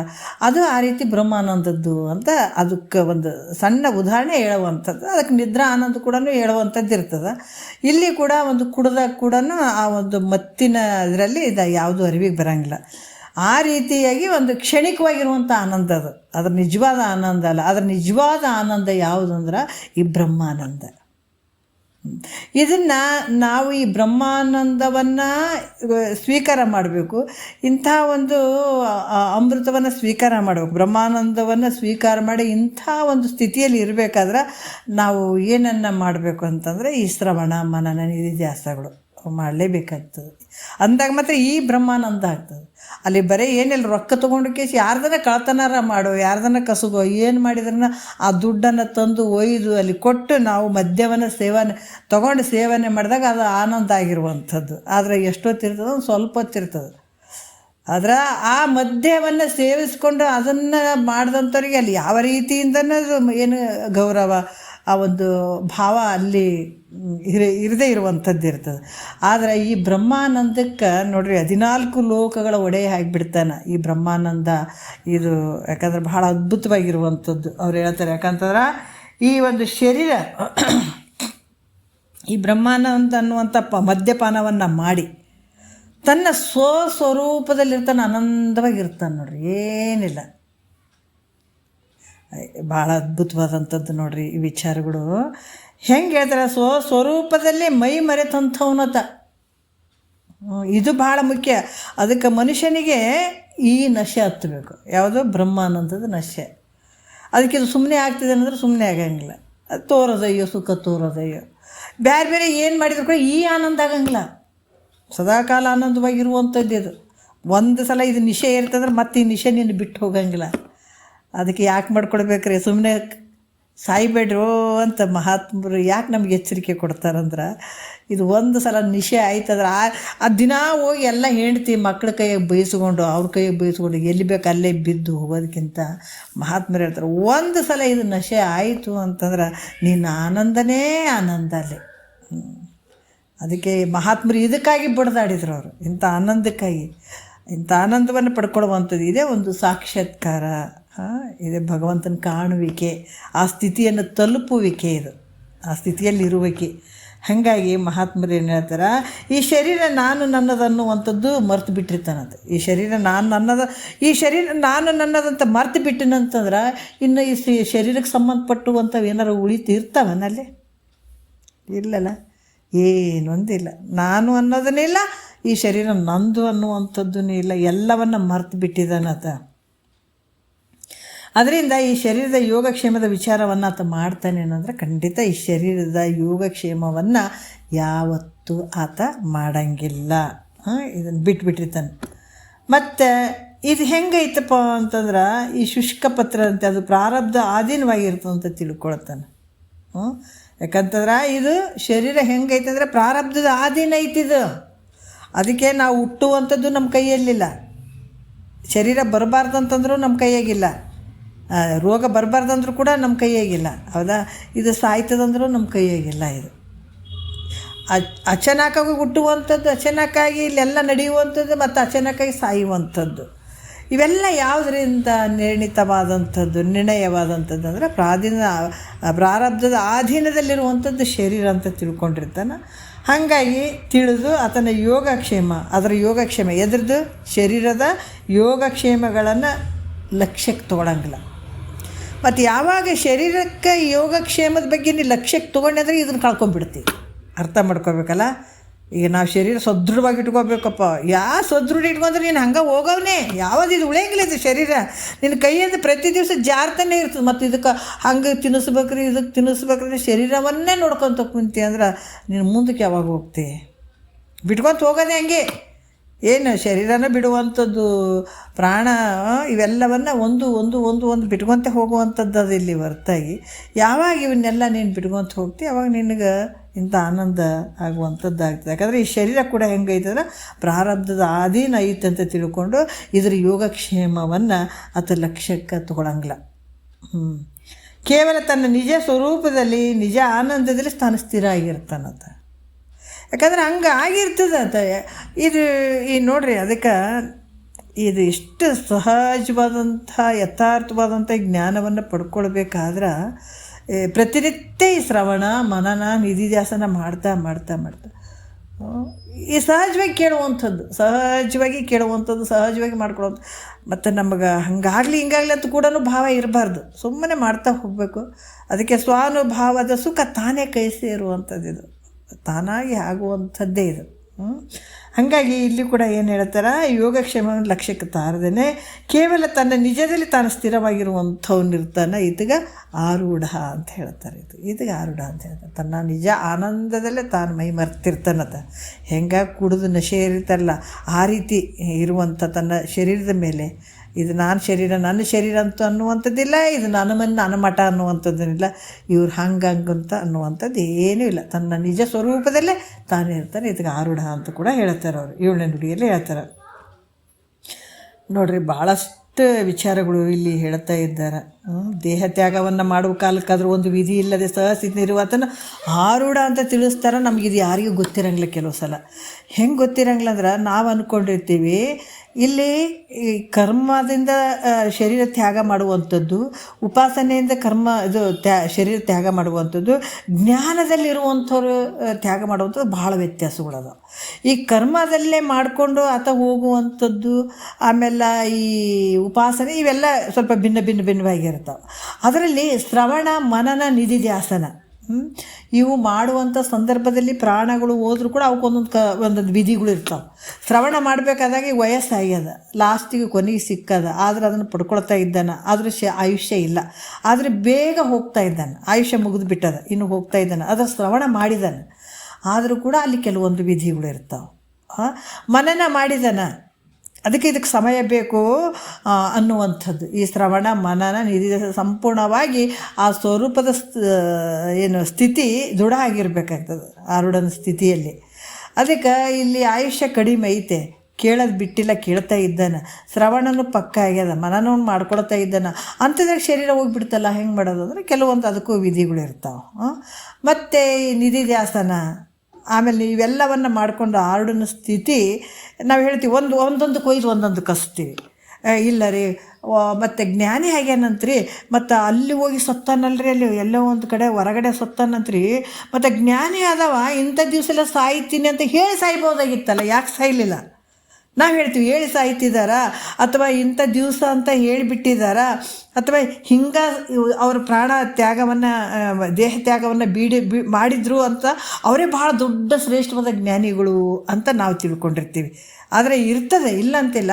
ಆದರೆ ಆರೂಢನಿಗೆ ಅದವನಿಂಥ ವಿಧಿಗಳು, ಆರೂಢನಿಗೆ ವಿಧಿಗಳು ಇಲ್ಲ. ಅದನ್ನೇ ಹೇಳ್ತಾರೆ 7ನೇದರಲ್ಲಿ. ಅದಕ್ಕೆ ಆಯಾ ಒಂದು ಸ್ಥಾನಕ್ಕೆ ಬಂದಾಗ ಆಯಾ ರೀತಿಯಿಂದ ಪ್ರಾಣ ತ್ಯಾಗವನ್ನು ಮಾಡುವಂಥದ್ದು ವಿಧಿಗಳದಾವೆ. ಅರ್ಥ ಆಯ್ತಲ್ಲ?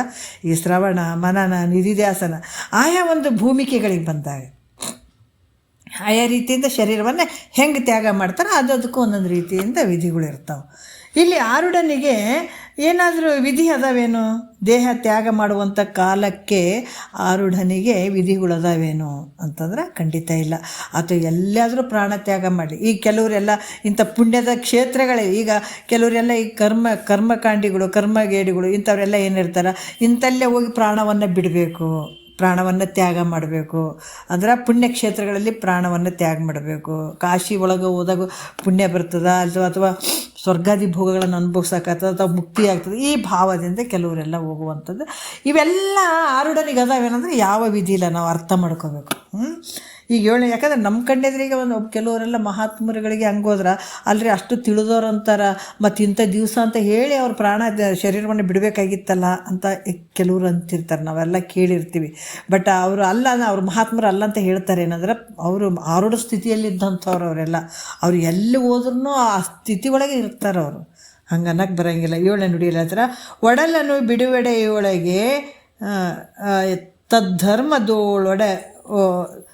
ತದ್ಧರ್ಮದೋಳ್ ಒಡಗೂಡದೇನನು ನೆನೆಯದೆ ತಡೆಯದೆ ತಾನೆನಿಸಿದೊಡೆ ಆತನೇ ಮಡದಿ ತತ್ಕಾಲಿಕ ಚರ್ಮನು ಅಂತ ಹೇಳ್ತಾರೆ 7ನೇ ನುಡಿಯಲ್ಲಿ. ನೋಡ್ರಿ, ಮೈತ್ರಾದೇವಿಗೆ ಹೇಳ್ತಾರೆ, ಆರೂಢ ಅದಕ್ಕೆ ಏನು ಕರ್ತವ್ಯ ಇಲ್ಲ, ಆತ ಶರೀರವನ್ನು ಬಿಡಬೇಕಾದಾಗ ಏನಾದ್ರು ನೆನೆಸ್ಬೇಕನ್ನೋದು ಇರ್ತದೆ.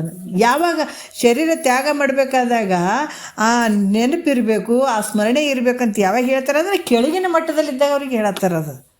ಆದರೆ ಆರೂಢನಿಗೆ ಐತೇನು ಅಂದರೆ ಇಲ್ಲ. ಅದಕ್ಕೆ ಒಡಲನು ಅಂದರೆ ಶರೀರವನ್ನು ತ್ಯಜಿಸುವ ಸ್ಥಳದಲ್ಲಿ ಹೇಳ್ತಾರೆ ನೋಡ್ರಿ. ಯಾಕಂದ್ರೆ ಆರುಡನಿಗೆ ಏನೊಂದು ಕರ್ತವ್ಯನೂ ಇಲ್ಲ, ಇಂಥದ್ದೇ ಮಾಡ್ಬೇಕನ್ನುವಂಥದ್ದು ಏನು ಇಲ್ಲೇ ಇಲ್ಲ.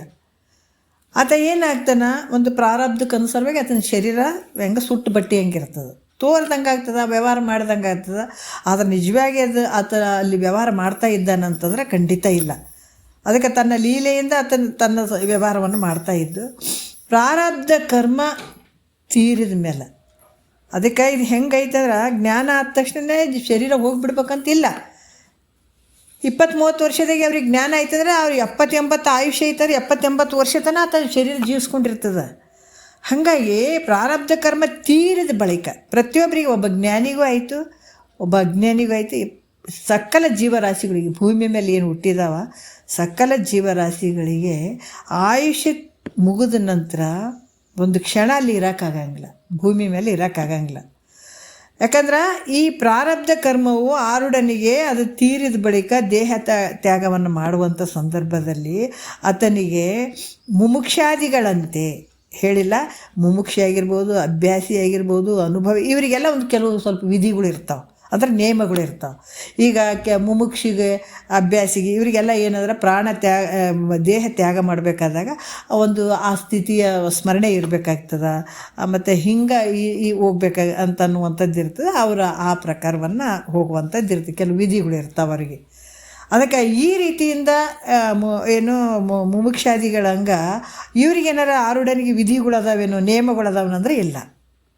ಅವನು ಯಾವ ಕಾಲಕ್ಕೆ ಯಾವ ದೇಹದ ಯಾವ ಧರ್ಮದೊಡನೆ ಅಭ್ಯಾಸಯುಕ್ತನಾಗದೆ ನೋಡ್ರಿ, ಎಂಥ ಕಾಲಕರ ಹೋಗಲಿ, ಯಾವ ಸಮಯದಲ್ಲೂ ಹೋಗಲಿ,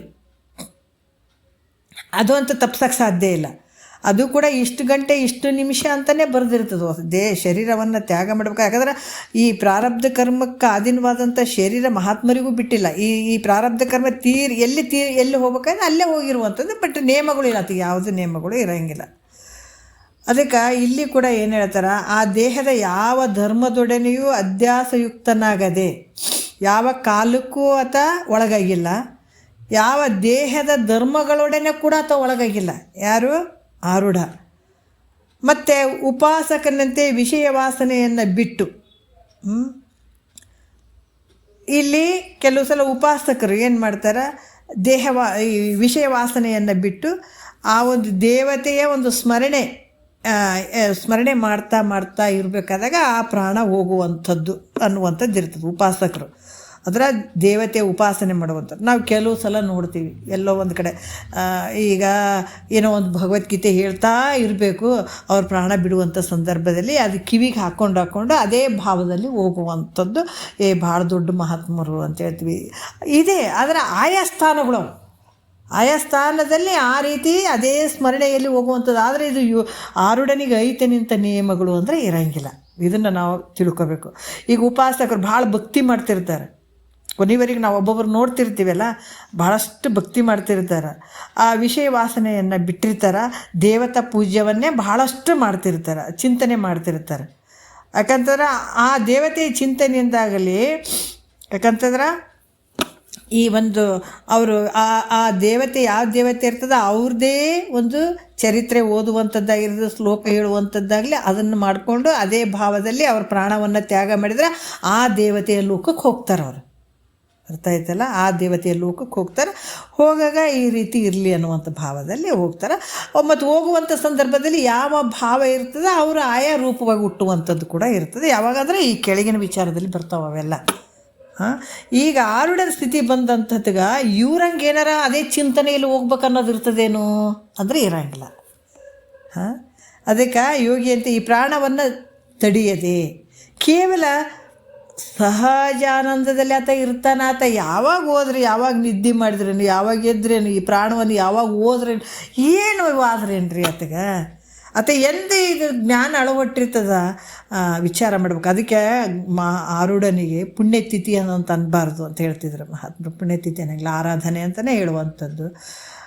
ಅವರು ಯಾಕಂದರೆ ಯಾವಾಗ ತಮಗೆ ಜ್ಞಾನ ಸಂಪೂರ್ಣವಾಗಿ ದೃಢ ಆಯಿತು ಆವಾಗ ಈ ಶರೀರ ಜಗತ್ತು ಎಲ್ಲವನ್ನು ಬಿಟ್ಬಿಡ್ತಾರೆ. ಅದಕ್ಕೆ ಯಾವ ನಿಯಮಗಳು ಇರೋಂಗಿಲ್ಲ, ವಿಧಿಗಳು ಇರೋಂಗಿಲ್ಲ. ಸಹಜಾನಂದದಲ್ಲೇ ತಾನಿರ್ತಾನೆ. ಸದ್ಯಕ್ಕೆ ಇವನು ಕಡೆ ಶರೀರ ಉಳ್ಳಂಥವನು. ಆರುಢನಿಗೆ ಏನು ಒಂದೇ ಜನ್ಮ ಅಂತ ಏನು ಹೇಳ್ತಾರೆ, ಹಿಂಗೆ ಕಡೆ ಶರೀರ ಇದೇ ಶರೀರ ಆತಗೆ. ಅಂದರೆ ಇನ್ನು ಮುಂದೆ ಆತ ದೇಹಗಳನ್ನು ಹೊಂದುತ್ತಾನೆ ಅಂದ್ರೆ ಇಲ್ಲವೇ ಇಲ್ಲ. ಯಾವ ಏನು ಮುಂದೆ ಬರುವಂಥದ್ದು ಶರೀರಗಳು ಇಲ್ಲ. ಮುಂದೆ ಆತ ತಾಯಿ ಗರ್ಭಕ್ಕೆ ಬಂದು ಕಷ್ಟವನ್ನು ಅನುಭವಿಸ್ಬೇಕು ಅನ್ನುವಂಥದ್ದು ಐತೇನಂದರೆ ಇಲ್ಲ. ನೋಡಿರಿ, ಇಂಥ ಒಂದು ಇಂಥ ಒಂದು ಅವಕಾಶ ಎಲ್ಲಿ ಸಿಗ್ತದ ಅಂದ್ರೆ ಮನುಷ್ಯನ ಶರೀರದಲ್ಲೇ. ಈ ಮನುಷ್ಯನ ಶರೀರ ಏನು ತೊಟ್ಕೊಂಡು ಬಂದೀವಲ್ಲ, ಇಂಥ ಒಂದು ಅವಕಾಶ ಈ ಶರೀರದಲ್ಲಿ ಪಡ್ಕೊಳ್ಳಿಕ್ಕೆ ಸಾಧ್ಯ ಅದ. ಅದಕ್ಕೆ ಆತ ಮುಕ್ತನೇ ಇರ್ತಾನೆ, ಯಾವಾಗಾದ್ರೂ ಮುಕ್ತ ಆತ. ಈ ಶರೀರ ಮಂದಿ ಕಣ್ಣಿಗೆ ಈ ಶರೀರ ಬಿಟ್ಟಾನಂತ ಅನ್ಬೋದು, ಆತ ಎಂದೋ ಬಿಟ್ಕೊಂಡು ಹೋಗ್ಬಿಟ್ಟಿದ್ದಾನತ. ಅದಕ್ಕೆ ಆತ ಯಾವ ವಿಧಿ ನಿಯಮಗಳು, ಅದಕ್ಕೆ ನೀನಿಟ್ಟ ನೆಲವೇ ಸುಕ್ಷೇತ್ರ. ಆತ ಮಾತಾಡಿದ್ದೇ ಎಲ್ಲ ವೇದವಾಕ್ಯ ನೋಡ್ರಿ ಅಂತತ. ಅಥವಾ ಎಲ್ಲಿ ನೀರು ಮುಟ್ತಾನ ಆ ನದಿ ಕೂಡ ಪಾವನ ಆಗಿಬಿಡ್ತದೆ. ಅದು ಇಂಥ ದಿವಸ ಅಂಥ ದಿವಸ ಅಂತಿಲ್ಲ. ಇವತ್ತು ಸೋಮವಾರ ಐತ್ರಿ, ಇದು ಮಾಡ್ಬೇಕ್ರಿ, ಮಂಗಳವಾರ ಇತ್ತಿಗೆ ಇರ್ತವೆ. ಆರುಢನಿಗೆ ಅಂದರೆ ಇರೋಂಗಿಲ್ಲ ರೀ. ನಾವು ಅಂದ್ಕೊಂಡಿರ್ತೀವಿ ದಡ್ರು, ಯಾಕಂದರೆ ಗುರುಗಳಿಗೆ ಹಿಂಗ್ರಿ ಹಂಗ್ರಿ ಅಂತ ಅಂದ್ಕೊಂಡಿರ್ತೀವಿ. ಅದು ಯಾವ ವಾರ ಇಲ್ಲ, ತಿಥಿ ಇಲ್ಲ, ನಕ್ಷತ್ರ ಇಲ್ಲ, ಯಾವುದು ಇಲ್ಲವೇ ಇಲ್ಲ. ಅದಕ್ಕೆ ಇಂಥ ಜಾಗ ಒಳ್ಳೇದಂತನೆಲ್ಲ, ಇಂಥ ಜಾಗ ಕೆಟ್ಟದಂತಲ್ಲ. ಇಲ್ಲೇ ಪ್ರಾಣ ಬಿಡ್ಬೇಕು ಅನ್ನೋದಿಲ್ಲ, ಇಲ್ಲಿ ಪ್ರಾಣ ಬಿಡಬಾರ್ದು ಅಂತಿಲ್ಲ. ಎಲ್ಲನೂ ಒಂದೇ ರೂಪ ಆತಗೆ. ಯಾವ ಕಾಲ ಆಗಿರ್ಬೋದು, ಯಾವ ದೇಶ ಆಗಿರ್ಬೋದು, ಯಾವ ವಸ್ತು ಆಗಿರ್ಬೋದು, ಯಾವ ಸಂದರ್ಭದಲ್ಲಿ ಇಂಥ ದಕ್ಷಿಣಾಯನ ಉತ್ತರಾಯಣ ಇಂಥ ಸಮಯದಲ್ಲೇ ಆತನ ಪ್ರಾಣ ಬಿಡ್ಬೇಕು, ಅವು ಏನಿಲ್ಲ. ಆರುಢನಿಗೆ ಅರ್ಥ ಮಾಡ್ಕೋಬೇಕು. ಭಾಷೆನ ಹೇಳ್ತಾರೆ, ಇಲ್ರಿ ಇಷ್ಟು ಮಹಾತ್ಮರು ಅದಾರಂತ್ರಿ, ಅಲ್ಲಿ ಹೋಗಿ ಬಸ್ ಸ್ಟ್ಯಾಂಡಾಗ ಸತ್ತಾರೆ ನೋಡ್ರಿ, ಅವ್ರ ಶರೀರ ಹಂಗೆ ಆಗ್ಬೇಕ್ರಿ. ಮತ್ತು ನಾವಿಂಥವು ಮಾತಾಡೋದು ಕೇಳಿದೀವಿ ಭಾಳಷ್ಟು. ಅಂಥವ್ರ ಜೊತೆ ಏನು ಹೊಡ್ಕೊಳಕ್ಕಾಗಂಗಿಲ್ಲಲ್ಲ. ಒಬ್ಬ ಮಹಾತ್ಮರು ಎಲ್ಲಾದರೂ ಒಂದು ಪ್ರಾಣ ಬಿಡುವಂಥದ್ದು ಹಂಗಿದ್ದಾಗ ಅದು ಪ್ರಾರಬ್ಧಕ್ಕೆ ಅನುಸಾರವಾಗಿ ಶರೀರ ಎಲ್ಲಿ ಹೋಗಿರ್ತದೆ, ಇಲ್ಲ ಅಂತಿಲ್ಲ. ಎಲ್ಲೋ ಬಸ್ ಸ್ಟ್ಯಾಂಡ್ದಾಗ ಅವ್ರು ಹೋಗ್ಯಾರಂದ್ರೆ ಮಹಾತ್ಮರು ಹಂಗೆ ಯಾಕ್ರಿ ಹೋಗ್ಬೇಕು? ಮತ್ತು ಒಂದು ಕಡೆ ಹೇಳಿಬಿಟ್ಟು ಇಲ್ಲಿ ಕುಂತು ಇಲ್ಲಿ ಮನ್ಯಾಗ ಅವ್ರು ಪ್ರಾಣ ಬಿಡ್ಬೋದಾಗಿತ್ತು. ಮತ್ತು ಅವ್ರು ಹೆಂಗ್ರಿ ಮಹಾತ್ಮರಾಗ್ತಾರೆ? ಹೀಗೆಲ್ಲ ಬರ್ತಿರ್ತಾವೆ. ಆದರೆ ಮಹಾತ್ಮರು ಎಲ್ಲಿ ಹೋದ್ರೇನು, ಅವ್ರಿಗೆ ಯಾವ ಬಸ್ ಸ್ಟ್ಯಾಂಡ್ ಆದ್ರೇನು, ಮನೆ ಆದ್ರೇನು, ಹೊರಗಾದ್ರೇನು, ಒಳಗಾದ್ರೇನು, ಅವ್ರಿಗೆಂದೋ ಆನಂದ ತಮ್ಮ ಸಹಜ ರೂಪದಲ್ಲಿ ಇರ್ತಾರೆ. ಅದಕ್ಕಿಂಥ ವಿಧಿಗಳದಾವ, ನಿಯಮಗಳದಾವ. ಹಿಂಗೆ ಸ್ಮರಣೆಯಲ್ಲಿ ಹೋಗ್ಬೇಕು, ಇಂಥ ಮನಸ್ಸಿನಲ್ಲೇ ಇಂಥ ಭಾವ ಇಟ್ಕೋಬೇಕಂತ ಏನಾರು ಉಳ್ಕೊಂಡಿರ್ತದೆ ಅಂದರೆ ಏನೂ ಒಂದು ಇರೋಂಗಿಲ್ಲ ಅದನ್ನ ಹತ್ರ. ಹಾಗಾಗಿ ಇನ್ನು ಅದಕ್ಕೆ ಮುಂದೆ ಇದೇ ಜನ್ಮನೇ ಕಡೆಯಾಗಿರ್ತದೆ. ಮುಂದೆ ಅದಕ್ಕೆ ಶರೀರಗಳು ಬರ್ತಾವೇನಂದ್ರೆ ಖಂಡಿತ ಅದಕ್ಕೆ ಶರೀರಗಳು ಇಲ್ಲ ಅಂತ ಹೇಳ್ತಾರೆ. ಮುಮುಕ್ಷಾದಿಗಳ ವಿಧಿ ನೇಮ ನಿರೂಪಣೆ ಸೂತ್ರ 10ಕ್ಕೆ ಪದ 70 ಅಂತ ಹೇಳ್ತಾರೆ. ಇಂದಿನ ಸೂತ್ರದಲ್ಲಿ ಆರುಢ ಜ್ಞಾನಸಿದ್ಧನಾದಂಥ ಆರುಢನ ಲಕ್ಷಣಗಳನ್ನು ಹೇಳಿದರು. ಆರುಢನಿಗೆ ಯಾವ ಕರ್ತವ್ಯ ಇಲ್ಲ, ಇರುವಂಥದ್ದು ಯಾವುದು ಮುಮುಕ್ಷಿಗೆ ಅಭ್ಯಾಸಿಗೆಗಳಿಗೆ ಇರುವಂಥದ್ದು, ಅನುಭವಿಗೆ ಇರುವಂಥದ್ದು ಹೊರತಾಗಿ ಆರುಢನಿಗೆ ಏನೂ ಅಂತಿಲ್ಲ. ನಾವು ಅರ್ಥ ಮಾಡ್ಕೋಬೇಕಲ್ಲ. ಈಗ ಜಡಭರತ್ಗೆ ಒಂದು ಮನಸ್ಸಿನಲ್ಲಿ ಒಂದು ಚಿಗುರೆಯ ಒಂದು ಭಾವ ಇತ್ತು, ಅದೇ ರೂಪವಾಗಿ ಹುಟ್ಟಿದಂದರೆ ಇನ್ನೂ ಆಯ್ತಾ ಸಾಧನೆ ಮಾಡ್ಕೊಳಕ್ಕೆ ಹೋದಾಗ ಅಥವಾ ಮುಮುಕ್ಷು ಅಭ್ಯಾಸಿ ಒಂದು ರೀತಿಯಲ್ಲಿ ಹೋದಾಗ ಆ ಪ್ರಾಣ ಹೋಗುವಂಥ ಸಂದರ್ಭ ಏನಾಯಿತು ಅಂದಾಗ ಆ ಭಾವದಲ್ಲಿ ಹೋದ. ಅದಕ್ಕೆ ಇಲ್ಲಿ ಶ್ರವಣ ಮನನ ನಿಧಿಧ್ಯಾಸನ ಇವು ಪೂರ್ತಿ ಆಗೋವರೆಗೂ ಅದು ನಿಶ್ಚಯ ಜ್ಞಾನ ಆಗಂಗಿಲ್ಲ ಅಲ್ಲ. ಅಂಥ ಸಂದರ್ಭದಲ್ಲಿ ದೇಹ ತ್ಯಾಗ ಮಾಡಿದಾಗ ಆಯಾ ರೂಪದಲ್ಲಿ ಆಯಾ ಒಂದು ರೂಪವಾಗಿ ಹುಟ್ಟುವಂಥದ್ದು ಇರ್ತದೆ. ಆದರೆ ಎಲ್ಲವನ್ನು ದಾಟಿ ಬಂದಿದ್ದಾನಲ್ಲ ಮಹಾತ್ಮರು, ಯಾರು ಆರುಢಕ್ಕೆ ಬಂದಿದ್ದಾರಲ್ಲ, ಇದಕ್ಕೆ ಮತ್ತು ಇದೇ ದೇಹ ಕೊನೆಯಾಗಿರ್ತದೆ, ಮತ್ತು ಇನ್ನೂ ಶರೀರಗಳು ಬರುವಂಥದ್ದು ಇರ್ತದೆ ಅಂದರೆ ಇರೋಂಗಿಲ್ಲ. ಹಾಗಾಗಿ ಆತಗೆ ಇದು ಮಾಡ್ಕೋಬೇಕು ಅದು ಮಾಡ್ಕೋಬೇಕಂತ ಯಾವ ಕರ್ತವ್ಯ ಆತಗೆ ಇರೋಂಗಿಲ್ಲ ಅಂತ ಹೇಳಿ ಈ ಸೂತ್ರದಲ್ಲಿ. ಯಾಕಂತಂದ್ರೆ ಜ್ಞಾನಯೋಗಿಗೆ ನೇತ್ಯಾತ್ಮಕ ಅಂತ ಸರ್ವಾತ್ಮಕ ಅಂತ 2 ರೀತಿಯ ಜ್ಞಾನಗಳು ಅದಾವ. ಒಂದರಲ್ಲಿ ಸತ್ವಾದಿ ಗುಣತ್ರಯ ಮೂಲಕ, ಯಾಕಂದ್ರೆ ಈ ಸತ್ವಾದಿ ಗುಣತ್ರಯ ಮೂಲಕ ಮೂರು ಅವಸ್ಥೆಗಳನ್ನು ಉಂಟಾಗಿ ಒಟ್ಟಿಗೆ 6 ಅವಸ್ಥೆಗಳು ಒಂದಾಗ್ತಾವಂತ ಈ ಕೆಲವೊಂದು ವಿಚಾರಗಳನ್ನು ಮುಂದಿನ ವಿಷಯದಲ್ಲಿ ತಿಳಿಸ್ತಾರೆ. ಮುಂದಿನ ವಿಚಾರ ಭಾಳಷ್ಟು ಅದ್ಭುತವಾಗಿ ತಿಳಿಸ್ತಾರೆ. ಅವುಗಳನ್ನು ವಿಚಾರ ನಾವು ಮತ್ತೆ ಮುಂದೆ ನೋಡೋಣ. ಮುಂದಿನ ವಿಚಾರಗಳನ್ನು ಅವ್ರು ತಿಳಿಸ್ತಾರೆ. ಆರುಢನಿಗೆ ಯಾವ ರೀತಿಯಿಂದನೂ ಅಲ್ಲಿ ವಿಧಿ ನಿಯಮಗಳು ಇಲ್ಲ ಅಂತ ಹೇಳಿ ಮುಂದಿನ ವಿಚಾರ ನಾವು ಮತ್ತೆ ನಾಳೆ ನೋಡೋಣ. ಏನು ಹೇಳ್ತಾರೆ ಮುಂದಿನ ವಿಚಾರಗಳು ಅಂತ ನಾವು ಮುಂದಿನ ವಿಚಾರದಲ್ಲಿ ನೋಡೋಣ ಅಂತ ಹೇಳಿ 1-2 ಮಾತು ಗುರುಗಳ ಪಾದಕ್ಕೆ ಅರ್ಪಿಸಿ ಹರವು.